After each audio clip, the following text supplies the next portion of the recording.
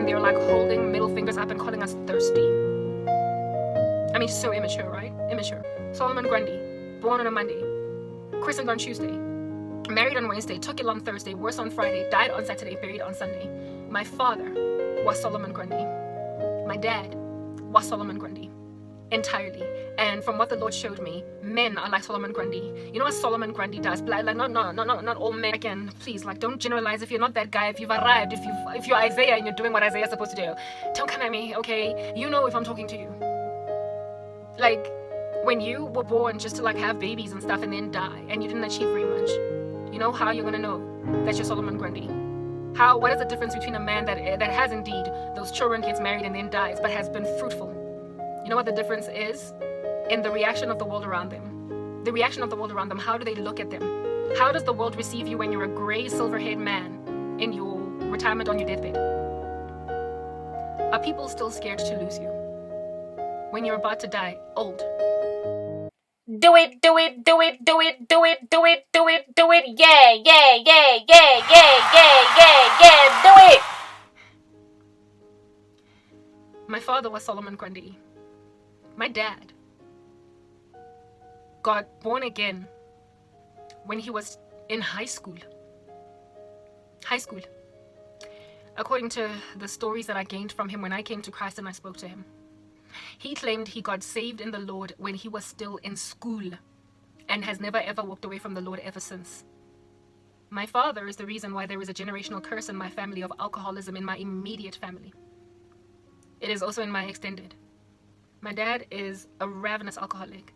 So just to give you a couple of these statistics, he was, you see how clever I am? 'Cause I'm clever. I am. Alright, I'm clever. Because my dad is clever. My brains, all of them. Like really, shout out to my dad. Of course God, right? But genetics is God's. My dad is a genius. He's a boffin. And he was a solicitor, a lawyer. He started out in a medical degree, but because he was squeamish, queasy like me, he quit his medical degree and so ended up doing law.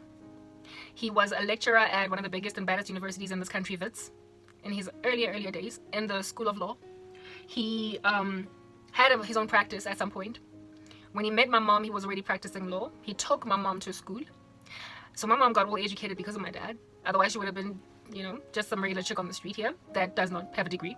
And my dad also, was financially very strong. He came in and of himself from a financially strong family, but the mom, he inherited that curse from his own mama, was a drunk. So when the dad died, when my dad's dad, my grandfather basically passed away, he passed away before any of me or my sister were born, before even my mom and him got married. So I never met my grandfather, I never knew him, all right? My grandfather was a wealthy man. He did well for himself, but his wife was a drunk. For what reason? I don't know. How does a man's wife become an alcoholic when the man is not an alcoholic? What drives a woman to drink that much in a marriage? Probably infidelity, probably random things that men do to make women run to the bar to survive, whatever. So my dad probably inherited those abusive tendencies from his dad, and because his mom turned to the bottle to deal, when his dad passed away, all the wealth was squandered on Pooza and just like reckless spending by the mom. And so my father established a very bitter relationship. He loved his dad, and when his dad died, the mom squandered the wealth. My father was able to miraculously escape that situation because he was able to study. I think he was either through scholarships or somehow they were able to pay that out, okay? But because he squandered my dad's inheritance, basically, he didn't like his mom very much. So my grandmother died kind of unwanted by my dad. My dad had kind of written her off. My father then went on to study. I guess all the money that was made by my grandfather, my dad, was probably because my grandfather was also very intelligent. So my dad became this like solicitor, and he was arrogant and pompous, just likely his dad. I didn't know what his dad is like, but based on what his character was like, my father was just an arrogant man. Excruciatingly arrogant, however powerfully handsome in his day. And he also turned to alcohol normally, like, you know, drinking like all kids drink. You go to a party, you drink a beer or two. That's how my dad started drinking. But you see, you don't get to go to a party and drink a beer or two when you've got a generational curse of alcoholism in your family and then get away with it. That becomes a beer or two until it becomes 20,000 beers by the time you turn 30.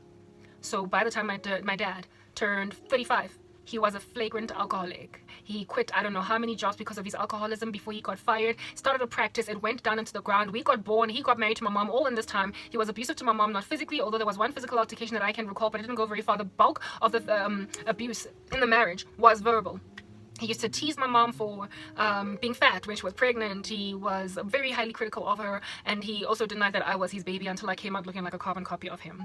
So he basically accused my mom of infidelity as a result of that. My mom had postpartum depression when I was born, and that's why my mom has a strange relationship with me. Blah blah. Oh my goodness, these stories. Oh, they're so long, laborious. Okay.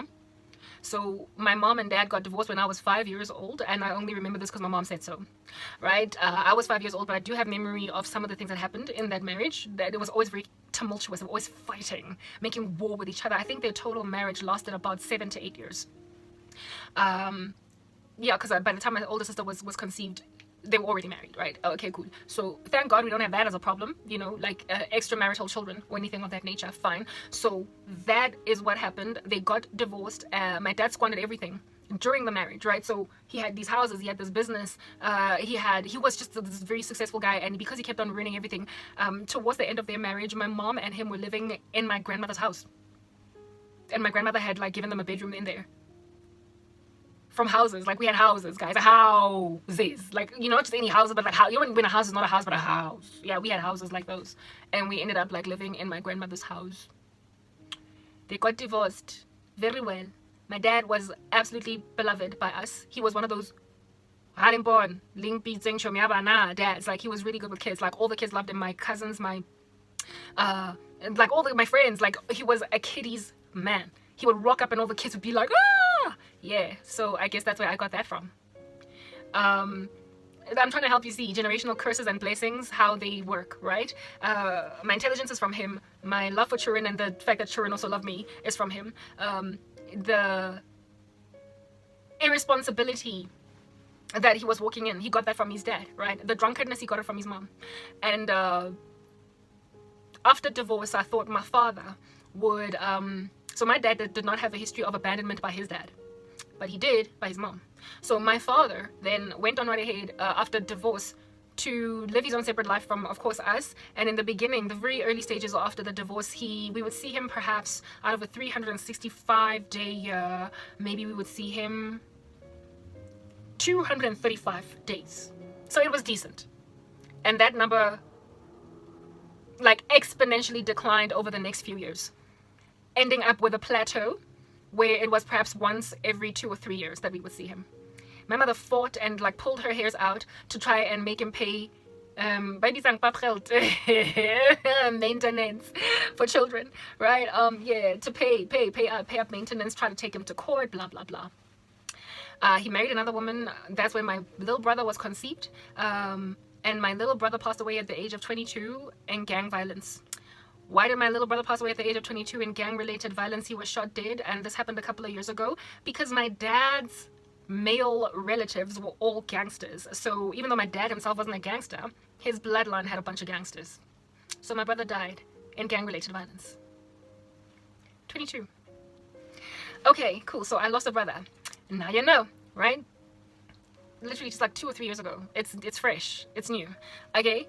Yeah, no. So that happened. That was the only son that my dad ever had, and that was also therefore the only opportunity that my father had to proliferate his name. Did you smell Solomon Grundy just yet? Anyway, so my father was not there. I had hope for him. My sister gave up hope long ago, but I still had hope, and my hopes were shattered, busted, crushed when I entered into Christian persecution. So before Christian persecution, my father had squandered his whole life. He destroyed all of it. So he drank all that money, all his law of practices, his intelligence, nothing mattered. His degrees, nothing. Like he became basically like a hobo. He was like a homeless man, except with a little room that his family members in Soweto Kokasi would give him to live in. He spent almost 24 hours a day in the shebeen. That would be the tantamount of a drinking pub, a bar. I don't know where he got the money. Once he was of retirement age, he was able to get a stipend from the government, and that's how he financed it. But other time before then, he would hustle because he was very smart, and get money and then drink. Just flagrant alcoholic. Cannot find him without alcohol in his body. That's my father. So of course he wasn't there for us. And I remember the one time he came over to visit us when I was still in high school. I was so excited. Him and my mom ended up dancing, and I was like, oh my goodness, they might get back together again. By the time that night ended, my father had wreaked havoc, caused ruckus, neighbors were complaining, and my mother was kicking him out because he was drunk. He literally drank all the alcohol that was, you know, those world bars, like it's like the shape of a globe, and if you spin it like this, it like spins, and then you open it and you realize that it's like a little bar for alcohol. My mom, who doesn't drink much, she would only have that, and that's where I inherited that from, by the way. My aversion for alcohol is from my mom. I inherited that, so it's like I won the genetic lottery, because my sister's the one that ended up the alcoholic, right? In this bar, my mom, because she always had guests, we used to just buy like random whiskeys, and I remember there was VO and Jack Daniels, like whatever, like a whole bunch of alcohol that was you know, drunk, like they like every bottle, if the bottle was that big, maybe there was like that much liquid in it, like barely drunk, because my mom never used to touch that alcohol. It was only when her guests came over that she offered them something, right? And my dad rocked up, and in that one day, literally, I promise you, let's say 365 days had progressed of the school year, and all those drinks in that bar were in there from the beginning of the year to the end. And my dad rocked up, and in that one day, he wasted it all. He drank it all. He drank all the alcohol in the bar. That was for my mom's guests. That was the first time that I knew that my dad had a real problem with alcohol. I was in primary school. He left that night causing a ruckus. I don't know how he was able to drive home. Him and my mom had a fight, even though they started out kind of happy. Yeah, that was the last time I saw him, I think, for the next like 3 years. And it just was like that throughout high school. I didn't want to give up on him. When I came to Christ, more so was I all godly about it. But by now, he had lost everything. He had nothing. He was basically a hobo. And there is a saying in my culture that that means a person does not get thrown away when they're still alive. So because now I was in Christ, more so did I have conviction. So even though my dad was deadbeat, I was like, I'm doing really well. I'm earning good money. So I got him an apartment. And I took him to church. Every Sunday I would pick him up. I got him an apartment before I had one. Like, I lived at my mom's place. I had left my old apartment. When I came to Christ, because I wanted to pay off my debts, I left my apartments in order to be able to pay off all my debts so I could buy a house. But then I got conviction concerning my dad. And so the money that I used to spend on rental in my apartment, I spent it on my dad's rental. He lived not far. He lived not far from where it is that my mom and I stayed. So I was staying at home with my mom, paying the rental of a man while I did not live on my own. And I trusted that my career was so strong and was growing so fast that I would eventually earn enough money to be able to pay for my dad's rental and mine. I literally got him a 2-bedroom apartment in Ringsig. If you know Ringsig in South Africa, Johannesburg, it's not a cheap neighborhood.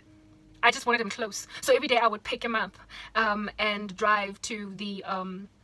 not every day, sorry, but on Sundays I would pick him up, go to church, and then... and he would be reeking of alcohol every morning. Goodness gracious, I had nothing I could do work day. I tried to get him to apologize. He didn't. He didn't feel like he needed to apologize to me for anything. But for me, it was like, if it only can enter into the kingdom of heaven, then I'm good. He needs to realize that he's not saved, that he is walking in darkness, that he's like he's an idolater of alcohol, and like, yeah, whatever. Nothing worked. The church tried where it is that I used to take him to church. It was a Baptist establishment. Nothing. Like, he would read so much Spurgeon, so much, like, all these Puritan files, like, I would give him from church. And my dad, like, how do you read such good gospel and not repent? How do you read so much sound doctrine and not be itched and pierced, eh? And then one day I went to his apartment unawares. Like, I think I wanted to drop off groceries. I had gone to the Pick and Pay to buy a couple of things for him, and I was going to drop them off. And so because I had my own gate remote to that apartment, because I had another set of keys, it was my place. I was the one on the lease, so I of course was responsible for that property. But I wasn't into the business of just barging into him or whatever. He had his own privacy. So I just like my own little clicker, went in, and I found him smoking marijuana with a guy my age. Because I just looked at this guy and some dude, anyway. Like, they were smoking, they were high on pot, and they were drinking booze. And my dad was hanging out with guys my age. At the time, I was 27.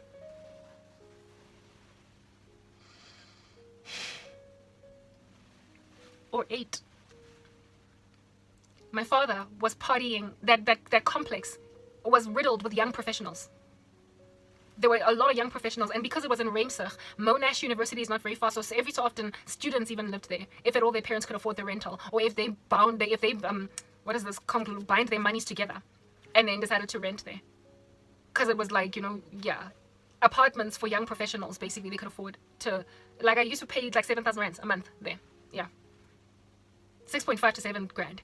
Guys, like, Lord have mercy. And I found him partying with kids my age. Some of them looked even younger than me. And I was just so sad. I was so sad because on Sunday, I pick him up and I'm thinking he's making progress. He's gaining conviction in Christ. Nothing. Instead, he had gone back all the way back to 1984 and been a young man again, eh? Before I was born, partying with people my age group. For me, it was like we care, and lazy, like these people, these men, there's this guy whose apartment it is, alongside these kids else that are there. Like there was music and everything playing. I was like, well, how in the world do you feel drinking with this like geriatric? Like, don't you feel uncomfortable? It's like you're just banding together. He's supposed to be giving you words of wisdom about your debauched lives. Instead, he's draining you. Oh, Lord, have mercy. That day, I decided that I'm done. Like, I'm not going to try anymore. I'm not going to go to his place anymore. I will still, however, pick him up for church because they're going to ask me, where's your dad? But I stopped trying more than what it is that I was doing. I was like, there's nothing that's going to work. I then lost everything. You know how at 29, going on 30, I lost my career, everything. I was still paying for his rental that entire time. From like 28 to 32 years, I had rented him an apartment. And I was paying for the rent. I lost my career at MTN. You guys know everything of mine fell apart. So my ability to pay his way ended. My sister took on that bill. And when I was being dragged through the mud, I was kicked out of my mom's house for preaching the gospel. And I went to go and live with him at some retirement village. And he treated me like trash. He treated me like trash. One time he even watched me get manhandled with impahla washing, literally my clothes, by a security guard, some big chunky guy in the complex kicking me out because the owner apparently of that particular unit didn't want me living there anymore, and it was a retirement village, and so I was a young woman and nobody understood what I was doing there. At night, I called my mom on some I don't have anywhere to go. She was like, not my problem. I had to sleep in the house of some woman that was yelling at me all night for being an irresponsible child. The amount of pain that that man put me through during the time when I was living with him by force, I didn't want to live with him, is astronomical.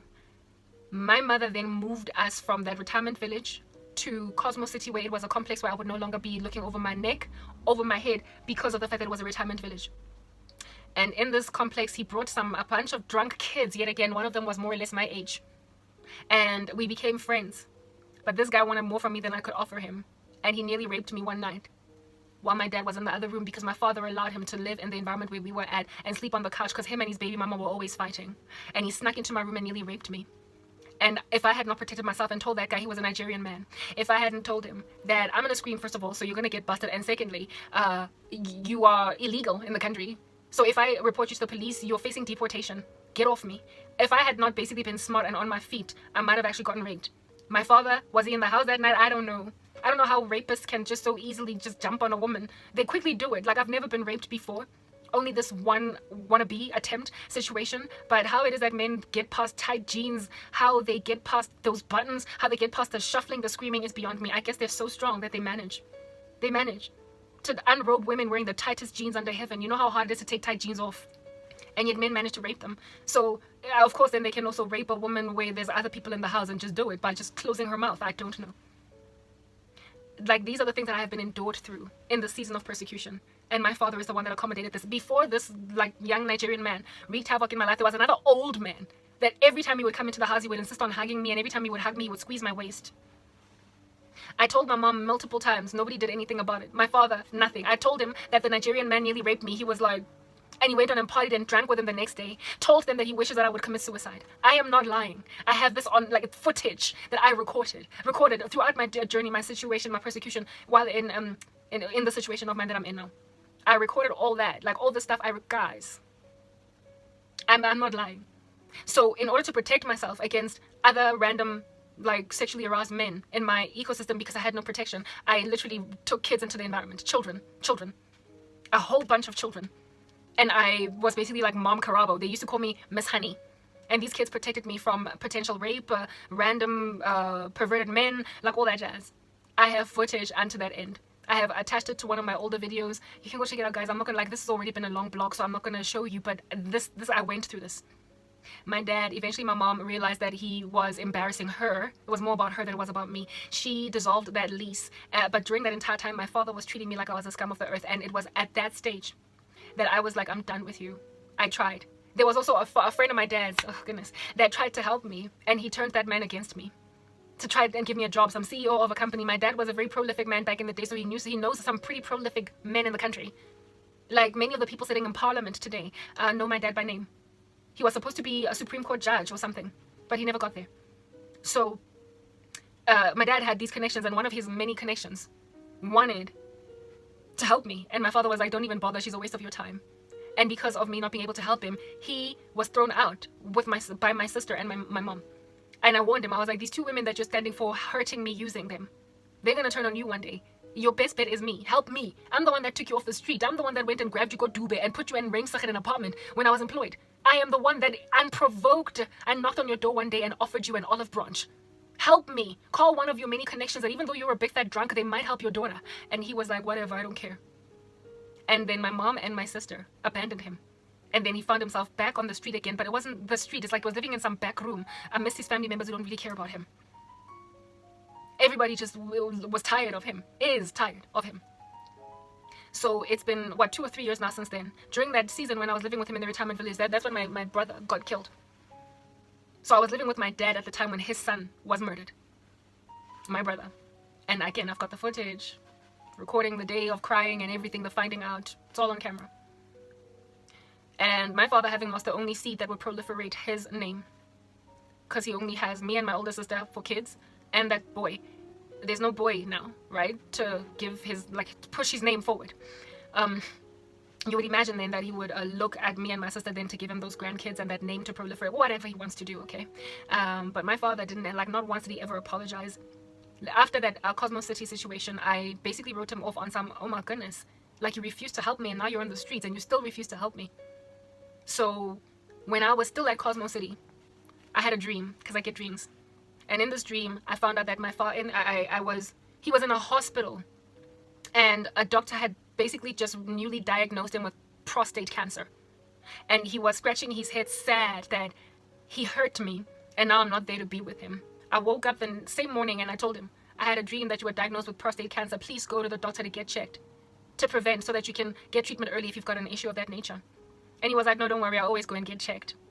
Lo and behold, 2-3 years later, he got diagnosed with prostate cancer. And 2 or 3 years later, he doesn't have me anywhere in his life. So basically, it's come to pass. He's not being visited in hospital. He could have had medical aid. You know what I wanted to do for my dad? When I was employed, I wanted to put him on medical aid so that if he had any ailments, any issues, if he needed to go for a prostate check, if he needed to see an oncologist, I would take him. I was going to send him to a ripe old age. I was going to protect him. I was going to care for my father in his old senior years. And he threw away the daughter that showed that she was happy to care for him even though he was careless with his own life. I was gonna get him medical aid. You know how expensive medical aid is in this country? It's like 2,500 rands a month just for one person. So if you've got 2 people, you're paying 5 grand. And I was gonna put my dad on medical aid. And he ditched that kid. He ditched that kid. So after then, now in the season, my mom, because it's her ex-husband, every so often when his family is like, hey, he's really bad, she's like, ish son. So she feels some kind of way. I mean, of course, if you really loved a man like a fat kid loves cake, violently, when you hear that he's dying from cancer in a hospital, you might just feel kind of sad or in some kind of way. I mean, I don't know. She knew him intimately in a way that my older sister and I never got to know him as kids. We never got to know him. Literally, like I said, it tapered, it exponentially declined. His visitation of us. So we never got to know him the way that my mama knew him. My mom got to fall in love with him. She got to make love to him. She got to make babies with him. She got to get divorced and be brokenhearted by that. She got to just hope that they might get back together again, because I've seen that happening so many times back in the day, where it is that my mom was obviously excited that my dad was around. She loved him until she got over him. So, of course, when he's sick, she's going to be really, scared and nervous that he's dying finally. So my mom is the one that's like, he's sick. And I'm like, really? Okay. I haven't been to see my father even once in this time, ever since he got diagnosed with prostate cancer, because he remembers that I told him about this. And this morning, I got convicted that he's dying, and I can't continue to be upset with him. Because that's unforgiveness, and you don't let a person die as a Christian that you know is kind of unsafe with Christ. You need to give them one last final olive branch to see if you can't send them to heaven, even though they lived a stupid life. So they're like Solomon Grundy that enters heaven by the skin of their teeth. My father went to church. My father read Puritan sermons. My father took my mom to school and church. My father preached the gospel to us as children, and then they got divorced, and then we never saw him again, so we don't remember it. My father continued to speak about Christ, and to this day has so many Bibles. They've got highlights in them. They are old. You know that that Bible that you've had concordance since you were like 12. And it's like basically like withering away. Pages are falling out type thing. It's been highlighted. It's been underlined so many places. Like the kind of Bible that looks like it belongs to Charles Spurgeon. The way it's been so used. My dad got Bibles like those, like lots of them, chilling in his environment. And yet he's not saved. That's my father. He had, oh goodness, my dad. He even had an Afrikaans Bible. Afrikaans, dog, like yo. Die Here in die beginning was die Here was met God en God was met you. Yeah, no, we went to study Afrikaans in the school for a little minute, but like, you know, the Afrikaans of our parents, because they were taught Bantu education and Afrikaans was like an imperative or something. They know Afrikaans like, yeah, Vava Dunjay De Jakalase, because Hukom Dunjay Di Dung. They know it like colored people know it and like white people know it. So my dad has an Afrikaans Bible, like, you know, when you got like, yeah. I mean, English is enough, dog. He's got an Afrikaans Bible, Soto, Tswana, maybe Zulu, Afrikaans, of course, many English ones, and then King James, New Standard Version, like what a New English Standard Version, all the various variations that you can come up with in your brain over there. That is my dad. That is my father. All different kinds of versions of the scriptures.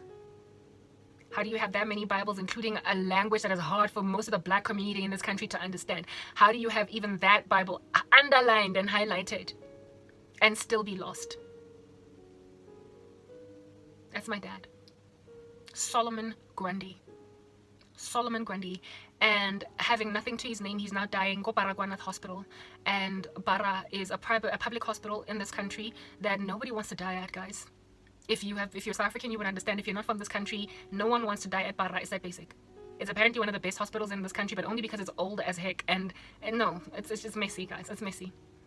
It's old. It's like a legacy hospital, but the services there are not good. My memories, my experiences of that hospital are not good. My ex-boyfriend's brother died with little service from that very hospital because nurses were striking. And yeah, public hospitals in Different in South Africa, they'll hurt you. My dad almost died from tuberculosis long ago because of like bad service from Bara. We had to move him to Helen Joseph, and then like things were a little bit better. He survived the first stint of a near-death experience, but this time around it's over. It's cancer. And he does not have the kind of top-class service of doctors that will keep him alive for at least another 5 to 7 years, because once you get diagnosed with prostate cancer, you don't really have that long anyway, even if you enter into remission, unfortunately. I did my stats. I read up on it. Yeah, no, so that's my dad. Yeah, with that being a thing then, when did he get diagnosed? He got diagnosed about a year and a half ago. So he's been strong. And I haven't seen him that entire time. And today, I got a dream that my mom was telling me that oh goodness, I almost said his name, all of it. I called him Tsepang last time. Tsepang Utoka Feds. And she was like looking at me on some telling. My mom was looking at me with like a side eye, wondering if I'm gonna care. Because my mom knows how upset I was at my dad, how angry I was at him, to a point where I would probably not even attend his funeral the way he broke me, but it was because of her. She threw me to a man that didn't know us, because she decided to go and change on me because I turned to the Lord Jesus Christ. So she knows how upset I am, to a point where when she tells me about my dad, she doesn't expect me to care, because she's looking at my reaction due to the fact that he has broken me so badly. So she's basically looking in the mirror. She's trying to see if I will be upset all the way up until he dies, because what she's doing to me is similar to what my dad did to me. But she has taken more care of me than my dad has, even though she has basically destroyed my life too. And she's wondering if maybe I will also be absent at her funeral. That is the dream that I got this morning, and I metaphorically interpreted it, because that's what I do when I get dreams. But my dreams are, for the better part of the time, always literal instead of metaphoric. Literally, I think they're literal until I find out. I think they're metaphors until I find out they're literal. And so when I woke up, went into the kitchen, took a minute for her to finally tell me, she was like, he's been diagnosed with prostate cancer. Basically, Tsepang is sick. He's really sick. He can't even walk. You remember, he's been diagnosed with prostate cancer. And then she's like, do you perhaps want to go with me to the hospital to go see him sometime this coming week? And I sat there in the kitchen and I was like, what would Jesus do? I intended to let my father die without ever going back to see him. But the Holy Spirit took over and told me that's not what we do in the faith. This is my last opportunity to evangelize a dying man, to gauge if he's really saved, to help him really search, because he's never known the Lord. But he was walking with Bibles all throughout his life. How do I know that he's never known the Lord? I have just told you his story. He bore no fruit from the moment he got born again as a child in high school.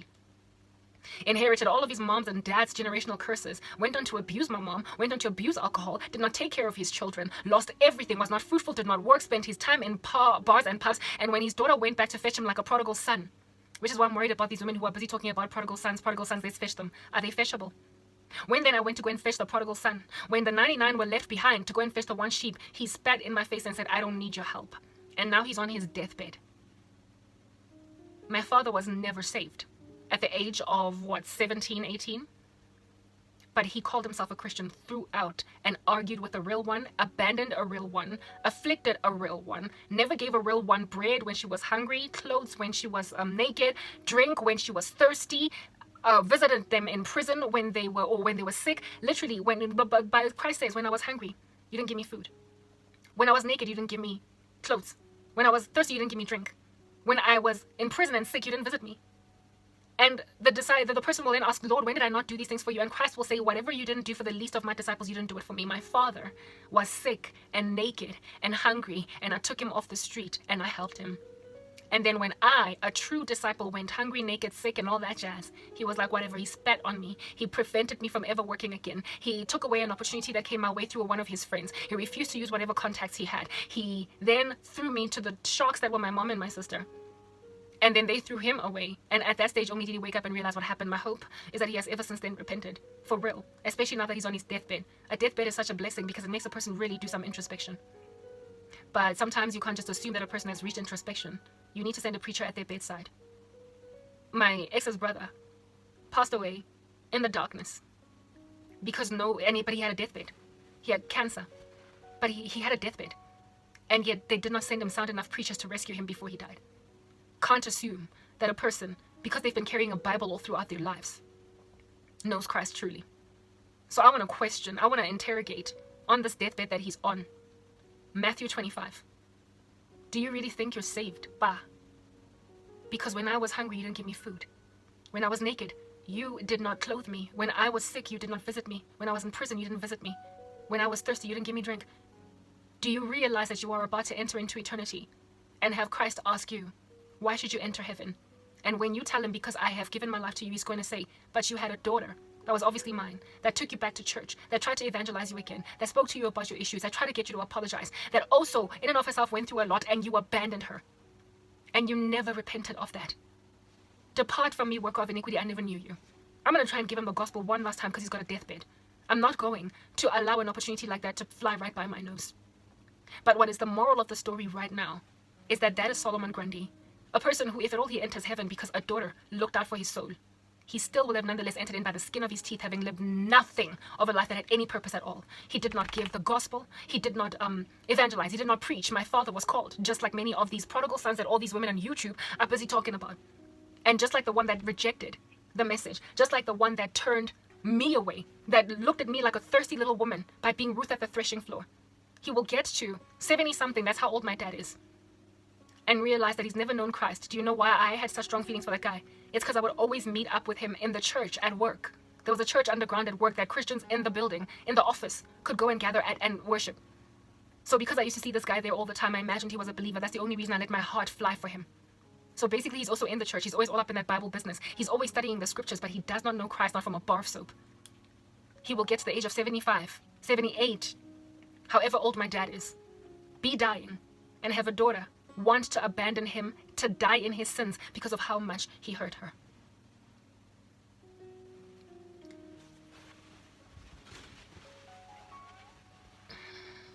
I've been speaking for like ever and a day, and I need to conclude this, right? My father,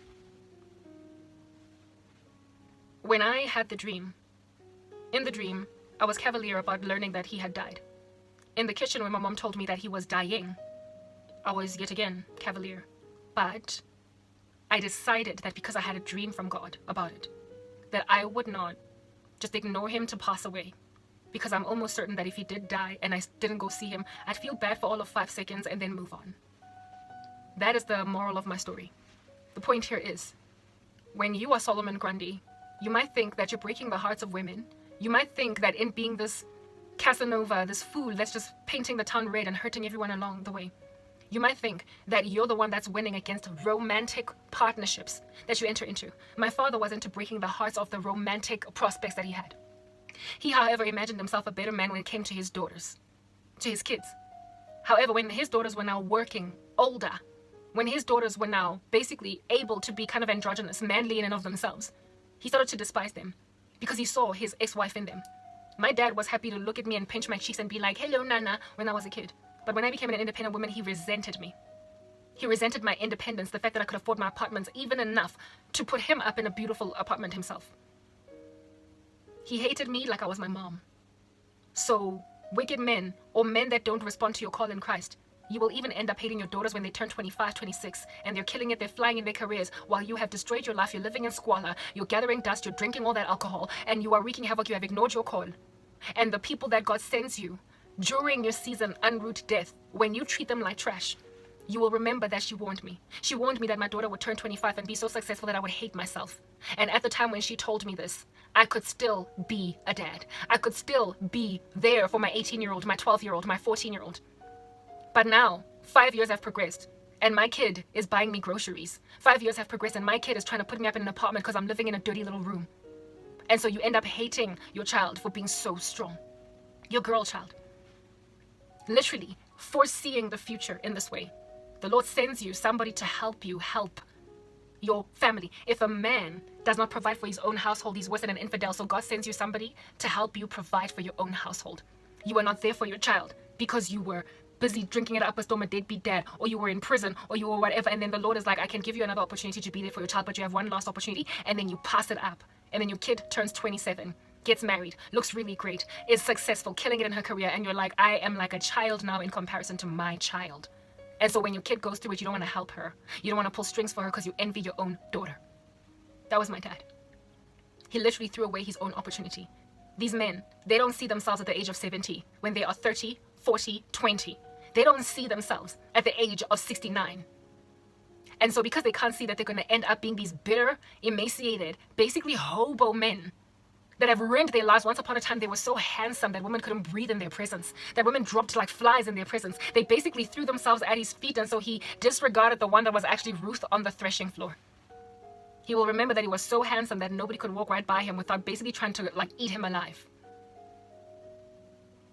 But now he's just some old man that's dying, that no one is looking at, and everybody thinks, my goodness, you ruined everything, and yet you were so smart, you were so bright, you had such a future. And God brought a woman along. God brought a man along. God brought a brother, a sister, to warn you, to grab you, to give you an olive branch and say, hey, let's rise. So you won't have a future where you are envying your own children. So you won't have a future where you're living outside of a box, from inside of a box. And then you spit on their hand and expect to enter into eternity with Christ. Literally, your saliva also being hydrochloric acid, the way it is so corrosive, caustic. These men all remind me of my dad. So when I had a dream being told that my father died, I imagined that it must be metaphoric, in that I've been praying for the curse of my dad to die in my life, and now it's come to pass. And then I wake up and my mom tells me he's very sick. So I'm like, Father, so I guess he's actually literally dying, as opposed to the thing that he is dying. The demons that he has are dying. They're gone. I'm not going to have to deal with the man that's going to love me violently first, and then treat me like trash. And every time I try to get back together with him, I feel excited for all of 5 seconds. And then he hurts me again, drinks it up a storm. And then later on in life, hurts my children. I'm facing the risk of being my mother's daughter and my father's daughter. A bitter woman that ends up abusing children because my husband was whack and also marrying a really bad dude. These guys profess Christ. They know how to preach the gospel. They even know the gospel in Afrikaans. They are ever in the scriptures. They're always studying Bible prophecy. They're online watching everybody from Eric Stackelberg to the Watchman to Ruth. Like literally, if at all it is an end times preacher, they're watching them. If at all it is a salvation preacher, they're watching. If it's a gospel servant on the internet, they're gobbling. Hopping from church to church. 20,000 Bibles, some of them in different languages in their apartments, and they're lost as lost can get. And then they die regretful, looking back at their lives and realizing that they were Solomon Grundy, born on Monday, christened on Tuesday, married on Wednesday, took it on Thursday, worse on Friday, died on Saturday, buried on Sunday. This, under heaven is the life of Solomon Grundy, a man with no purpose at all, that did not walk in his Jonah calling, refused to get out of the belly of the fish, refused to go and preach as Moses, refused as Xerxes to do what was right where Esther was concerned, refused. And so therefore God gave his wife to another man, and he had to watch it from a distance be bitter and watch his world just fizzle away into an hourglass, until at an old age he remembers, God sent me that wife. She called me a prodigal son, and I refused to go home. God sent me that opportunity. God's like, literally, the Lord is not going to abandon his daughters. He's not angry at us for trying. He's just going to give us to other men that will honor the call. Because remember, we make men morph. 2 weeks. And so the bad guy morphs and goes into the corner and does a thing. The right guy, however, will do what he needs to do. The Lord will give your call to someone else. He will give your wife to someone else. That guy that I was supposed to marry back in the days, not that he wasn't good, like I literally believed he was my husband. Was I wrong in so believing? Was I deceived? No, he refused. So the Lord is now in the process of giving me to someone else. And my fear is that I'm going to have to keep on preaching to these guys over and over and over again. How many times can I be dealing with a prodigal son? How many times can God give you an obvious blessing in your face, and you just walk away from it, trample it underfoot, and then be a bitter man later on? My father was irrevocably bitter because his life was so messed up. So now I have to deal with that bitterness in every man that I meet, because the devil will bring men into your ecosystem that resemble your dad. If your dad was a bad man, he's not going to be about that business of trying to bless you with a great father figure like man that looks like your dad. If your dad was practically Santa Claus, if your father was really great, if your father was really catering to you, if your father gave you the gospel, if your father raised you up in the admonition of the Lord, was there at every one of your netball matches, if your father was there at your graduation, if your father was paid for your school fees, if your father, despite the fact that you failed the 1 year at university, forgave you and paid another like 30,000 rands or 40, 50 grand, if your dad was that great dad, understand that the devil is going to try and bring a generational curse into your life so that you don't end up with your dad, but you will have better odds at ending up with your dad if your dad was already great. So it is easier to resist the devil when your family was already kind of in a neat bunch. And that's the shot that we have a responsibility to give to kids. Yes, they can still be led astray. Like my cousin, her parents were both married. And they are the only marriage that has lingered in the family without divorce. And they also had them inside marriage. She went and had a baby daddy outside. She went and had a baby outside of marriage. She ruined her own stats. So it's possible that kids can already be set up for good from the get-go, but they mess it up. But when as parents you are responsible, you basically wash the blood of your kids off your hands. You are their watchman. You protect them from generational curses that could slap them by making it such that they don't have to deal with devils that don't want to leave, because there are no devils at all. And so if any devils come into their lives, they have brought them in themselves. They've called it on themselves. So by purifying ourselves, cleansing ourselves, fasting, and uprooting darkness from history out of ourselves prior to marriage, and then we get married and have children, we basically give children a clean slate. We help them end up just like mom and dad without any qualms. The devil has no permission on that day to just bring some deadbeat guy into her life perpetually over, like in a loop. I have, in a loop, like a cycle, have had the same men as my dad come into my space because it's a curse that's pursuing me that doesn't want to go away. It has been infiltrated into my space by generational demons. But if my child has a mother like me and a father like the kind of man that I'm waiting on the Lord for, they are not going to have the kind of man that my dad was, coming perpetually into her life, asking her out. If she ends up with one, she will have gone and groveled at his feet and begged him to be with her, and so ruined her own chances. But she will have an easier life than me because I will have cleaned up my own house first. Which is why you women who bewitch people while you're pregnant, oh my goodness, how your kid has been set up for failure from the get-go. So when then you are a man that is as irresponsible as my father, even on your deathbed, nobody's scared that you're dying. People rather feel inconvenienced by the fact that they're going to have to attend a funeral, cry a little bit, and then, then only they'll go back to normal. I'm waiting for my dad to die. I'm not scared that he's dying. I'm only scared that he might go to hell. I literally have no strong feelings for my father anymore. That is what happens, men, when you are Solomon Grundy. So you might be thinking that you're taking revenge out on romantic interest in women. These strong women that are stronger than you spiritually, and so you envy them, and in so envying them, you compete with them and you want to bring them low, you want to crush them to a fine powder. Well, how would you like it if your child, when they find out you've got prostate cancer, doesn't really care, and when then they find out that it's so far along that you could die, then it's like, okay, I guess I'll go see him on his deathbed. Oh, I'm going to have to go through it. Oh, I'm going to have to visit him in hospital. Oh, I'm going to have to give him the gospel. Oh, I've got a life to live. I've got things to do. I'm so busy. How many of you want your children feeling that way when you're about to die? I don't know about you, but I want my kids to be scared, even when I'm 90. That I'm about to die.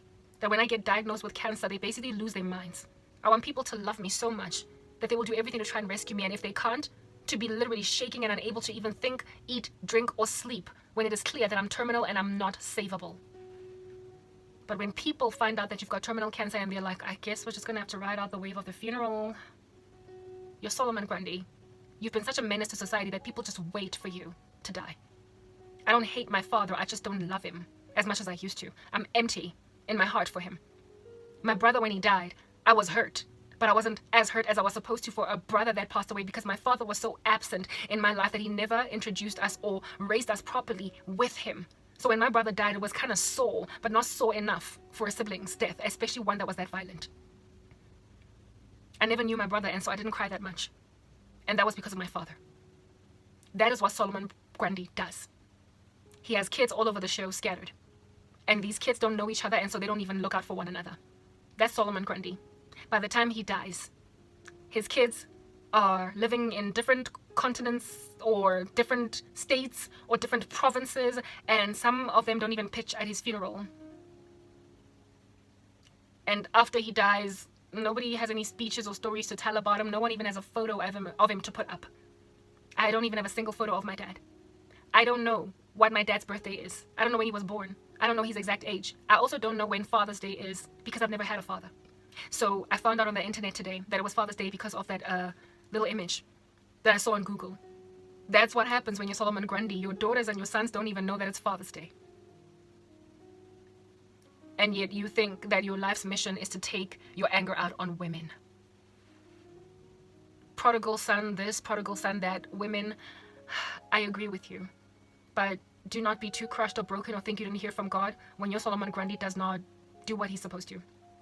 I had one that ignored his call entirely.